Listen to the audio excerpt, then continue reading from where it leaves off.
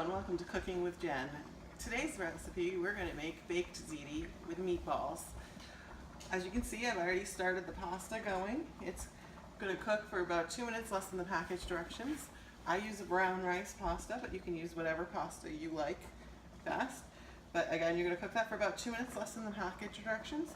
And that way, when you put the sauce over and put it in the oven, it will continue to cook and it won't turn to mush.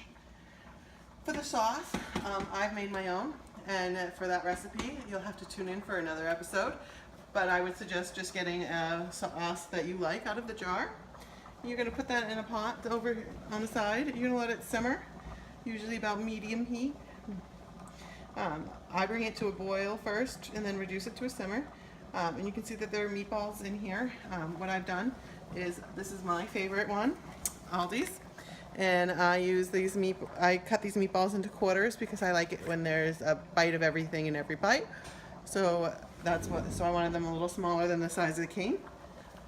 So you're gonna just bring that to a boil after everything's together, and then reduce it to a simmer.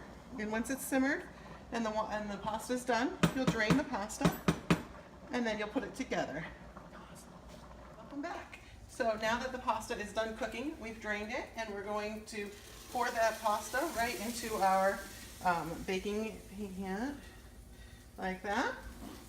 And then we are going to dump our sauce and our meatballs over top, being careful because it will splatter. You don't want to get that all over your clothes.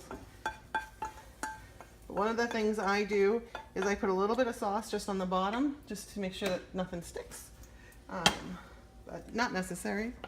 And then you're just going to stir this together. Now, before I get too far into stirring it together, I like mine super cheesy. So I'm going to use a little bit of this 4 cheese, but you could also just use some mozzarella. We have some 5 cheese over there. We've got, whatever cheese is your favorite. And so I'm just going to dump a good chunk of that on there. It's probably about half of this container, which is 5 ounces, so about 2.5 ounces. And then I'm just going to mix that in, and that'll get some of the cheese throughout the whole deal. And then I just stir this whole thing up. And once it's done stirring, we're going to top it with cheese. It's going to go into the oven at 350, covered with tin foil for half an hour. Just enough time to give it time to finish cooking, get everything nice and hot, get the cheese melty. Then I'm going to take the tin foil off, put it on to broil on high for 5 minutes or so. You want to keep your eye on it while it's broiling, and make sure the cheese doesn't get burnt. But that way the cheese will be brown and you'll get to see the prettiness. So now that this is all mixed, I will add the cheese to the top. Just about mixed. Just gonna give it another minute. So you can already see that the cheese is kind of stringy and delicious in there.